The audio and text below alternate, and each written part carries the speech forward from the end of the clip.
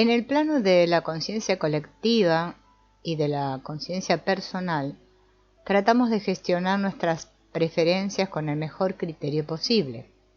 No obstante, en la gran alma, escalamos a otra dimensión en la que intuimos las verdaderas soluciones. En ella, la ayuda sustancial que podemos brindarnos a nosotros mismos o a los demás consiste en colaborar en el proceso de transformar noes en síes, en el marco de nuestra compleja arquitectura existencial. Muchas psicoterapias generan procesos para que las personas transiten de los noes a los síes y logren intentar e integrar sus asuntos, porque detrás de cualquier problema, síntoma o dificultad, siempre podemos encontrar la conexión del problema con lo que rechazamos. De alguna manera, aunque suene un tanto extraño para la lógica común, podríamos decir que el problema intenta ocultamente amar aquello rechazado cuando no logramos amarlo abiertamente. Intenta hacerle un lugar a lo apartado. Los síntomas y desarreglos son intentos desesperados de decir sí a aquello a lo que decimos que no. A menudo, la solución pasa por desarrollar un sí de aceptación, o sea, una expansión consciente del corazón, para que lo problemático pueda retirarse. Tanto da en este sentido que se trate de ayuda terapéutica profesional, sea cual sea el método o abordaje utilizado, o de ayuda espiritual o incluso de la simple ayuda entre personas vibrantes de humanidad.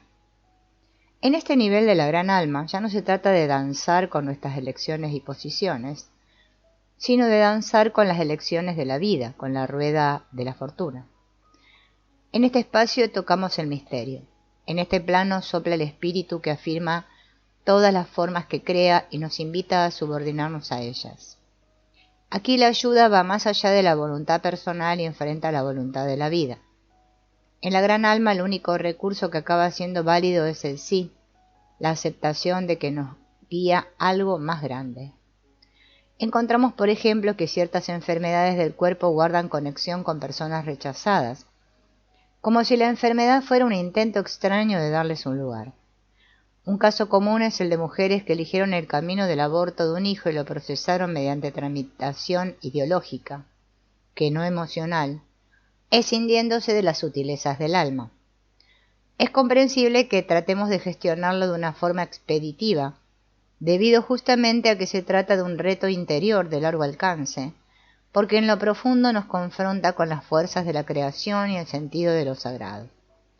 Vemos que algunos padres que abortaron a un hijo tratan de sintonizar con el niño que fue abortado y liberar ocultamente sus culpas u otros sentimientos. Cuando hacen una gestión del asunto un tanto expeditiva, sin detenerse en los recovecos emocionales del alma, puede ocurrir que lo hagan a través de enfermedades. Pero, ¿cuál sería la gestión adecuada en el alma? Enfrentar y asentir a esta realidad, asumir la elección de interponerse con el proceso de la vida y darle un lugar en el corazón al niño abortado, agradeciéndole su sacrificio y llevar la desazón, el dolor y los pesos interiores con dignidad durante un tiempo. Otra dinámica muy común es tratar de expiar las culpas que experimentamos pero que tratamos de negar. Por ejemplo, en el caso de una separación hiriente, imponiéndonos de manera oculta una especie de castigo compensatorio, quizás el dificultarnos en el futuro una buena relación de pareja. Encontramos otras veces que ciertas emociones intensas, que forman parte de nuestra experiencia pero que no logramos vivir abiertamente, y hacerles espacio se abren camino a través de los síntomas, de lo bizarro, lo grotesco. Así, un duelo no expresado puede transformarse en ideas suicidas, una rabia o enfado no asumido en una parálisis profesional, o en una depresión o en una enfermedad. Sueños, deseos y anhelos que reprimimos se manifiestan en obsesiones, manías, etc.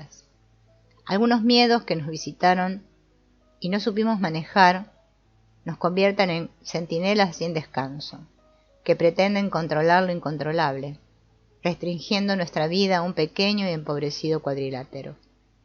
Ciertas enfermedades mentales traslucen invisibles intentos desesperados de amar a las víctimas o a los asesinos de una familia o de una tribu, o a los parias y rechazados de una familia o de un grupo. Aunque a primera vista pueda parecer ilógico, en verdad los problemas merecen ser amados también, sobre todo porque ellos aman. Y esta simple idea traza una línea divisoria en la fila de los ayudadores profesionales. Por un lado están los que atacan los problemas con mentalidad de cirujano, aliándose con la pequeña voluntad del sufriente que pretende liberarse legítimamente de ellos, y poniéndose en complicidad con la actitud de rechazo que hay en su trasfondo. Por otro lado están los que acarician los problemas, los aman y los respetan, incluso aunque la persona que los sufre no puede hacerlo. Estos tienen una mentalidad más homeopática e inclusiva, y se preguntan de qué amor no permitido emerge lo problemático y cómo restaurarlo abiertamente. Pretenden que los padecimientos se retiren amablemente cuando es posible y adecuado. Los unos actúan como guerreros feroces enfrentados al gran enemigo, los otros como contemplativos en la gran asamblea del corazón. Los primeros son egológicos, los segundos ecológicos. La primera regla de la buena ayuda consiste en apreciar y respetar los problemas y los sufrimientos de las personas. ¿Por qué?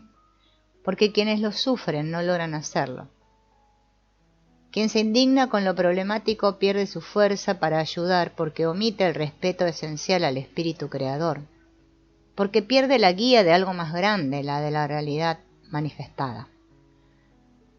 Una tarea sustancial del ayudador consiste en apreciar silenciosamente aquello que su ayudado no puede valorar, a sus padres, por ejemplo, o a su enfermedad, o a su duelo, o a su vergüenza, a su pareja, a sus sentimientos o a su cuerpo. Entonces desde este lugar se puede trabajar. Por lo tanto, la pregunta que el ayudador se hace es muy simple. ¿Qué o quién debe ser amado o integrado para que la persona no tenga que sufrir en balde?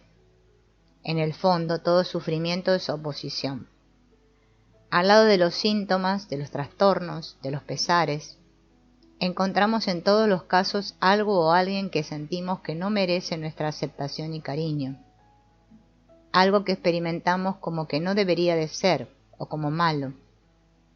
Todo sufrimiento es un déficit de amor hacia lo que es. Todo sufrimiento es un intento fallido de expulsar algo o alguien de nuestro corazón. La terapia y la ayuda en general se orientan con unos objetivos precisos. El primero, apreciar lo que no apreciamos, integrar lo rechazado, dar un buen lugar a aquello con lo que estamos peleados, amar lo real en cada uno, especialmente los hechos y las vivencias que tenemos de los mismos. Para ello podemos tomar varios caminos. Exponernos a procesos emocionales que tocan y encaran toda la gama de sentimientos que albergamos en nuestro interior, pero especialmente el dolor, para llevarlo de las posiciones de protección hacia una nueva apertura y acercamiento al amor. Un segundo ingrediente importante de la ayuda consiste en construir interpretaciones útiles y favorables de la realidad, atribuir a los hechos y vivencias significados que abran caminos y siembren recursos, en lugar de estancamiento y amargura. De algún modo, todo puede tener una lectura útil o encontrar el contexto adecuado. Una gran resignificación muy útil en el mundo de la ayuda es entender y aceptar que los problemas no vienen de la maldad o de la estupidez, sino de intentos a veces desesperados de seguir amando, ya que en lo profundo nos gobierna el amor y la fuerza de nuestros vínculos. Un tercer elemento clave consiste en generar experiencias y relaciones, modos de comunicación, pautas y realidades que nos permitan desarrollar recursos y sentirnos competentes y adecuados para los que nos toca vivir. En este sentido hay que sembrar aprendizajes y desarrollar capacidades. En un último sentido existencial, la ayuda acompaña para encarar el misterio y el sentido último. Extiende esperanza para sobrellevar nuestra insignificancia esencial. Confronta con el límite. Toda ayuda que se encuadra en un paradigma de justos e injustos, o que perpetúa la mirada de los buenos y de los malos, es una ayuda que prolonga el sufrimiento inevitable. Miremos el mundo. En algún lugar, donde hubo vencedores y vencidos, justos e injustos, dignos e indignos, vitoreados y lapidados, ¿se produjo un verdadero crecimiento? Esto no quiere decir, claro, que no nos defendemos de los criminales, de los malhechores, de los peligrosos. ¿Pero es necesario que nos sintamos mejores que ellos? ¿No es arrogancia y maltrato interpersonal sentirse mejor o más justo que los demás? Podemos preguntarnos si aplicar la regla comparativa sobre las personas como instrumento rector de nuestra vida conduce al bienestar o al malestar. El ayudador no toma partido, se retira a un centro vacío, como decía Fritz Perls, sin intenciones y sin miedo, como añade Bergelinger. ¿Y cómo es posible esta actitud? A través del acceso a mayores cotas de nuestra verdad interior, a través de la meditación y la purificación, cayendo en el centro del ser y no en el centro del yo, estando en contacto con la gran alma y no únicamente con el alma gregaria, más allá de la conciencia personal y de nuestras imágenes personales sobre el bien y el mal, en el gran silencio, ahí donde todo puede ser honrado y dignificado espontáneamente. Es muy común que ayudadores de personas consideradas como víctimas se enojen con los victimarios, incluso que deseen su mal, que se muestren indignados y quieran dañarlos. Sin embargo, señalar a los malos como malos y crucificarlos en nuestro tribunal interior solo los hace más malos. No en balde Jesús dijo, ama a tus enemigos. ¿Por qué? Para vivir en paz, para que la paz sea posible. Para que aquellos que parecen nuestros enemigos queden desnudos, íntegros e iguales con nuestra buena mirada. Los ayudadores deben evitar escorarse hacia posiciones de salvadores, de perseguidores o de víctimas, de justos e injustos, ya que todos ellos configuran los vértices mínimos del mapa del sufrimiento. Es útil estar vigilantes para no participar en estos juegos y poder desarrollar una ayuda que se distancie de la máquina devoradora del bien y del mal. ¿No será que el gran mal es en realidad una cultura escindida e infantil? Se dice que nos hace humanos nuestra capacidad para distinguir el bien del mal. Pero, más bien, es que nos hace plenamente humanos, o eso que nos hace plenamente humanos, es la renuncia consciente a esta división tan estrecha y elemental. El corazón humano es espontáneamente dulce y amable, al igual que nuestras supuestas cavernas freudianas de instintos agresivos y competitivos, pueden ser canalizadas al servicio de la vida. Lo esencial humano se asienta en el ser. Por ejemplo, tomemos un clásico que afecta al espinoso tema de lo que los medios de comunicación y la política han dado en llamar violencia de género. Como tantos otros temas, se quedan tan ufanos cuando han localizado a los buenos y a los malos de un asunto, a los perpetradores y a las víctimas. Unos merecen el cielo y los otros los infiernos. ¿No es demasiado elemental? Es obvio que el respeto, el compromiso y la libertad entre las personas es un mundo ideal. Y también está claro que quien es agredido o amenazado debe retirarse y debe ser protegido. Por otro lado, a veces nos preguntamos si son más peligrosos los que se creen tan justos o los que asumen sus pecados. Las cruzadas de los justos, de los que creían tener tanta razón, siempre trajeron más violencia. También parece impúdico que algunos medios traten como si fueran buitres carroñeros ciertos temas de la intimidad de las personas, sus pasiones, amores, sexualidades, paternidades, maternidades, buenas o malas querencias, violencias, etc. Parece violento, lesivo para el alma. Podemos preguntarnos, ¿acaso esta popularización y exhibición contable de los lamentables asesinatos de mujeres en manos de hombres hizo que estos aminoraran? Al contrario, actúan como modelos en el espacio mental del público. Si esto ayudaría a disminuirlos, algo que lo haría es el hecho de que no tuvieran tanta sonoridad mediática y que bastara con que fueran humildemente llorados. Pero, sin ir a los extremos, tomemos el caso de una mujer que se siente maltratada psicológicamente por su esposo. Pide ayuda y toma terapia debido a su miserable y peligrosa situación. No tarda en convencer al terapeuta de que el marido es un monstruo irredento, tiránico, enfermo y sin sentimientos, que se debería curar y que no percibe lo mucho que ella hace para que él esté bien. A medida que explica los maltratos terribles y vejatorios, el terapeuta bondadoso y sensible empieza a enfadarse con el marido malo y trabaja incansablemente para que la mujer se separe y logre su autonomía. Pero a veces ocurre algo extraño. Cuanto más insiste el terapeuta en que la mujer debe dejar al marido, más se muestra ella renuente, arguyendo que tal vez, al fin, él pueda cambiar. Después de mucho insistir, el terapeuta empieza a sentirse frustrado porque la paciente no abandona al marido y no comprende cómo puede seguir con alguien tan maligno y destructivo. Lentamente el terapeuta empieza a enfadarse con la mujer porque siente que ha fracasado en sus intentos de salvarla y también empieza a sentirse víctima de ella y de su tozudez. Un día regresa la mujer a su casa con el marido y le dice que empieza a pensar que el terapeuta no la entiende ya. A lo que el marido contesta: ya te dije que esto no servía para nada, que ese terapeuta no era bueno para ti.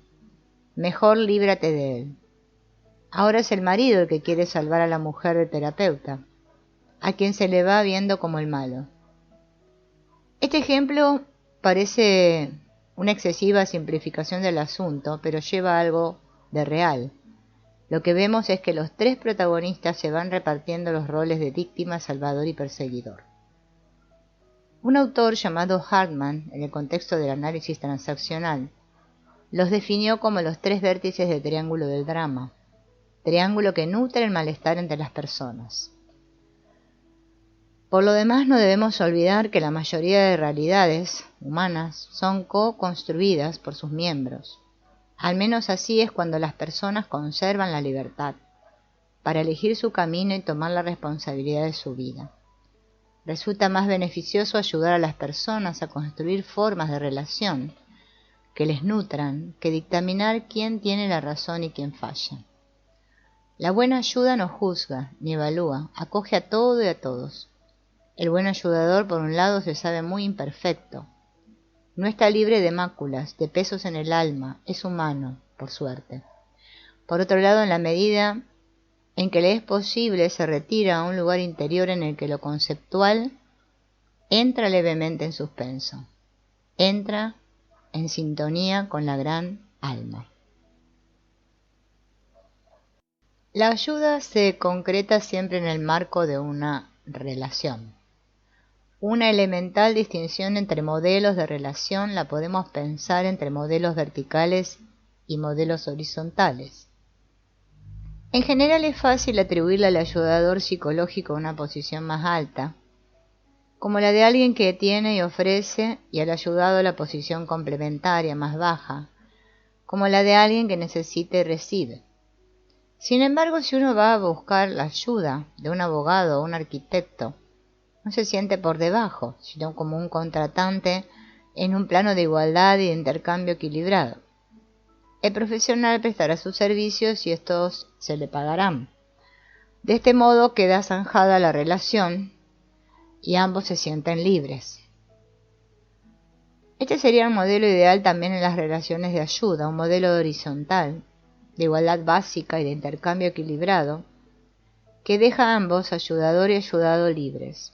Sin embargo, en un modelo de ayuda de cariz psicológico, interviene con fuerza el tráfico de los afectos y de las posiciones afectivas aprendidas, y el recuerdo tanto consciente en la memoria como lo inconsciente en el cuerpo de sus asuntos afectivos con los padres o en sus familias y de sus preferencias relacionales.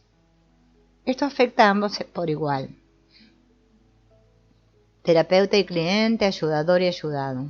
Técnicamente algunos lo llaman transferencia y contratransferencia, otras pautas de relación terapéutica.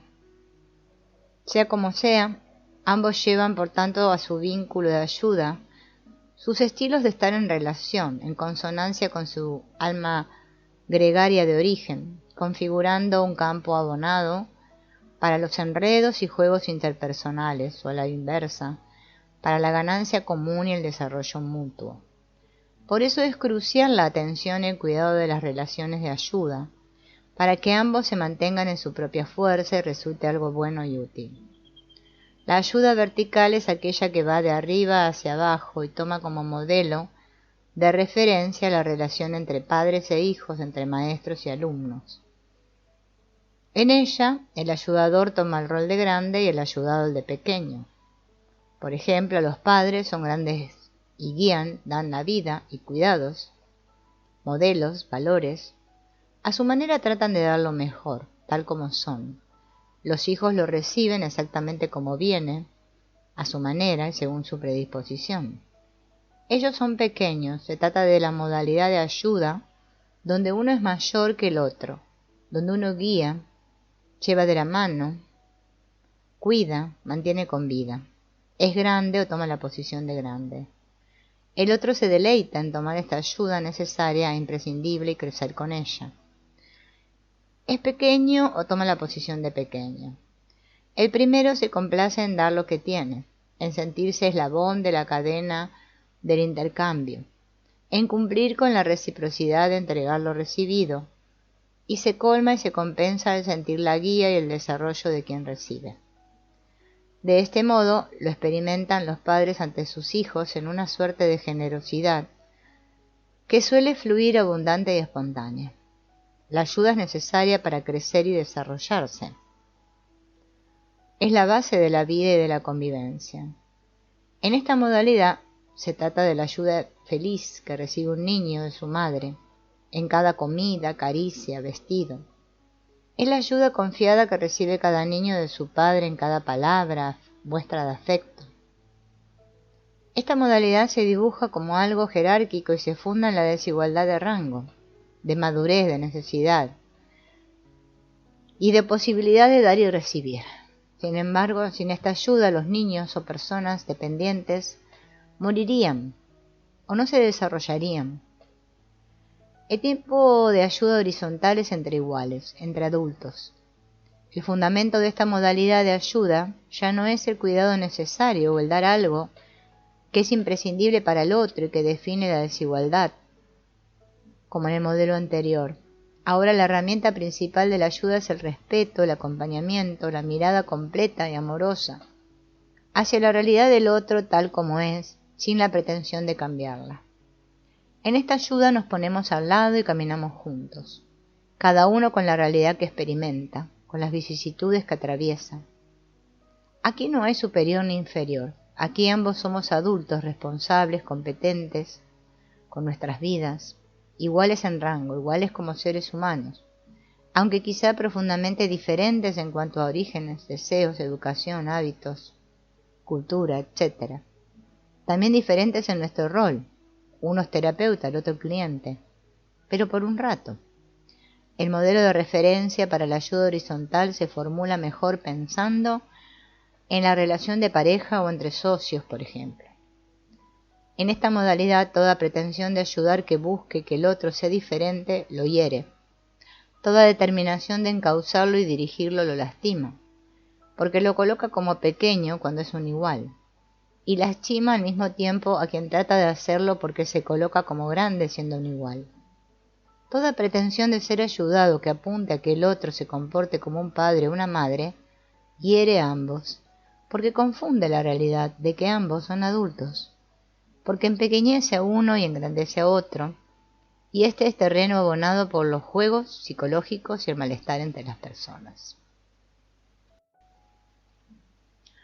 En esta modalidad de ayuda se exige por tanto un respeto extremo. En primer lugar a la vida del otro tal como es, apreciándole y soportándole incluso cuando está sufriendo o ha sufrido vivencias o pérdidas terribles. Y en segundo lugar a la vida, también por ser como es, en toda su amplitud de formas, ya sean dulces o amargas. En esta ayuda se exige de uno mismo que sea adulto y se respete, y se exige del otro que sea adulto y que también se respete, y que ambos renuncien a posiciones infantiles y luchas de poder. Ahora se trata de que cada uno se haga cargo de sí mismo y tome su responsabilidad. No hay otra. Esta es la ayuda fértil en todas las situaciones en que no se trate de personas radicalmente dependientes, menores y enfermos. En esta ayuda las personas ganan profundidad y salen fortalecidas y se sienten dueñas de su vida y de su realidad, por muy difícil que pueda parecer en un momento dado. En este tipo de ayuda, el amor se manifiesta como amor a lo real del otro, no a lo que debería ser, o a lo que podría ser, o a lo que merecíamos que fuera, o desearíamos. Se ayuda al otro respetando y amando incluso su desdicha, su camino único y personal. Este modelo de ayuda se perfila como más parecido a la relación de pareja o de colaboradores, en el que ambos son iguales en rango aunque sean diferentes en género, procedencia y muchas otras cosas. Tanto el primer tipo de ayuda como el segundo son espirituales en el sentido de que el primero viene marcado por los requerimientos de la transmisión de la vida y el segundo por los del desarrollo de la misma. Estos dos tipos de ayuda se refieren a la posición de las personas. El primero se funda en la desigualdad y la simetría, el segundo en la igualdad y la simetría. Ambos tipos de ayuda son importantes, cada uno en el contexto adecuado. El arte de ayudar consiste en saber estar en el lugar que nos toca a cada momento, en saber en igual medida ser padre y ser hijo, saber cuidar y ser cuidado, ser maestro y ser discípulo. Para quien sabe recibirla, la ayuda está en todas partes, flota en la atmósfera. Para quien sabe verlo, todo es bendición, una oportunidad de encontrar luz y nuevas perspectivas, una oportunidad para cambiar, para encontrar respuestas y acercarse más y más al centro de su ser. Encontramos la ayuda en una palabra, en un mensaje, en un sueño, en una mirada, en un roce, en un intercambio, en un color, en una relación, en el azar de un encuentro,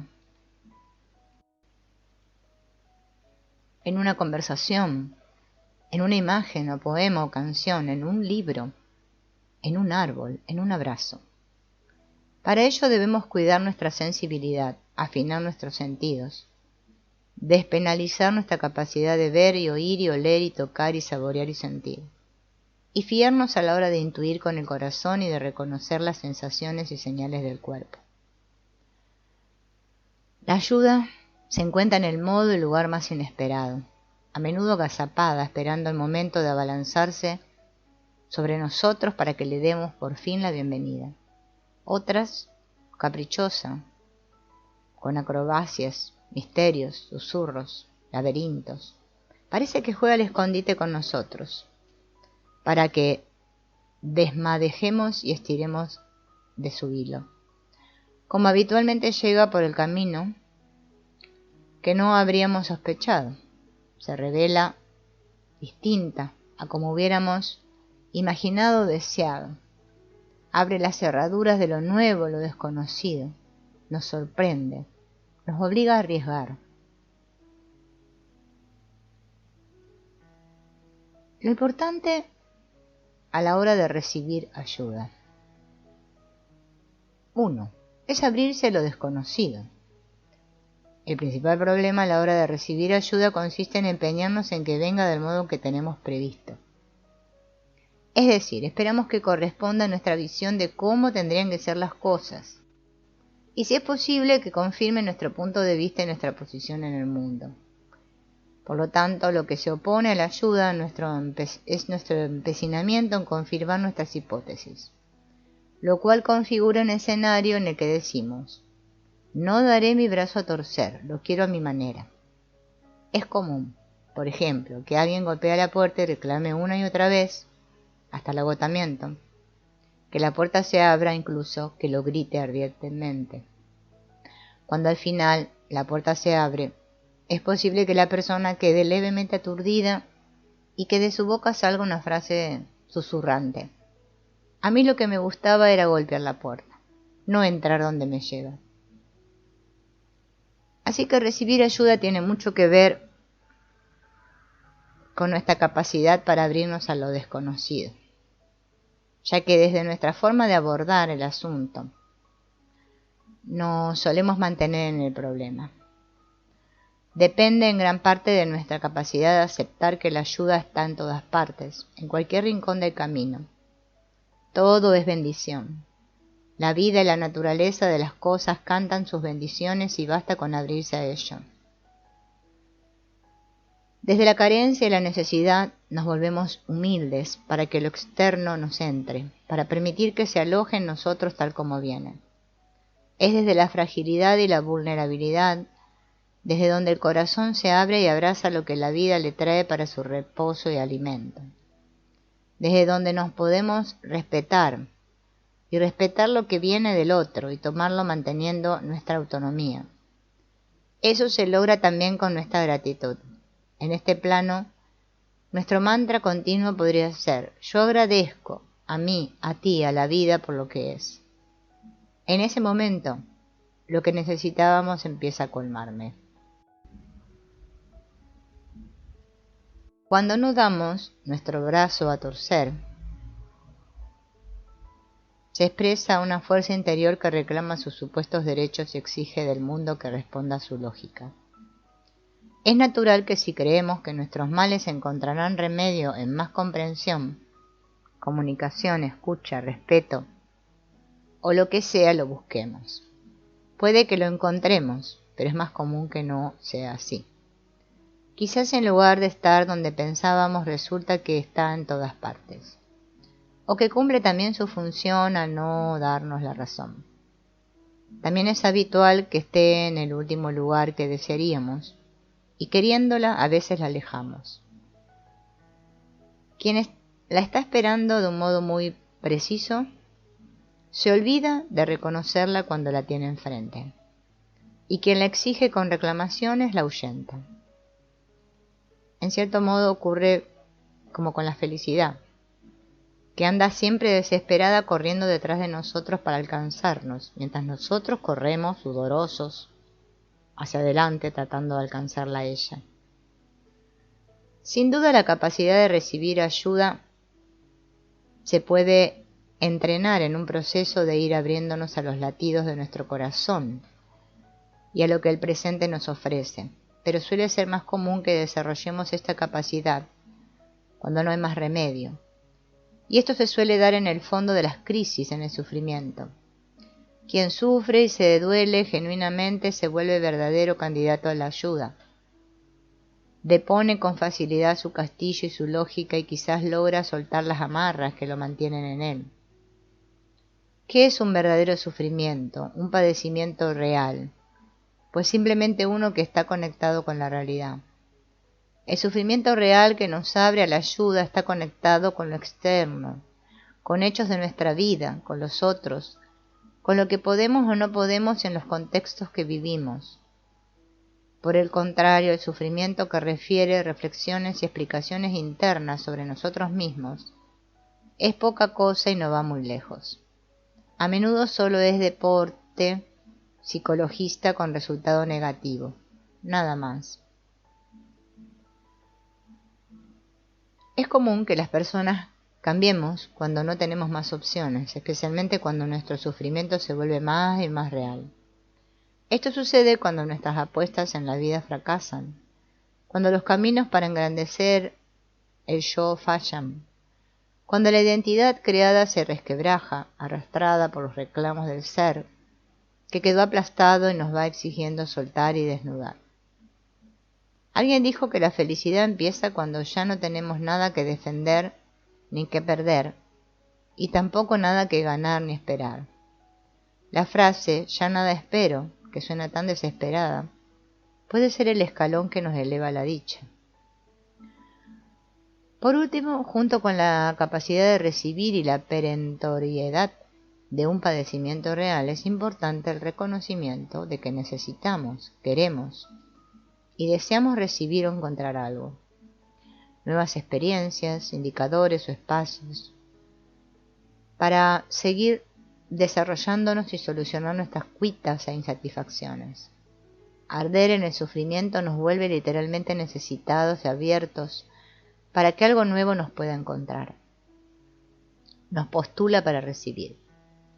De este modo, dadas estas condiciones, el ayudador puede actuar y ofrecer aquello que está en condiciones de dar, y no otra cosa, aquello que encaja con lo que el otro necesita, desea, quiere y puede recibir. Cuando estas condiciones se dan, el proceso de ayudar fluye con ligereza y dignidad.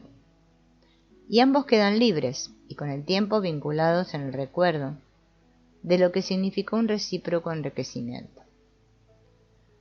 Muchos al final de un largo camino comprenden que la vida fue providencial, trayendo a cada momento a los que supieron estar atentos a aquello y a aquellas personas que resultaron cruciales. Entienden por fin que la vida se construye de roces, experiencias y encuentros que nos hacen crecer.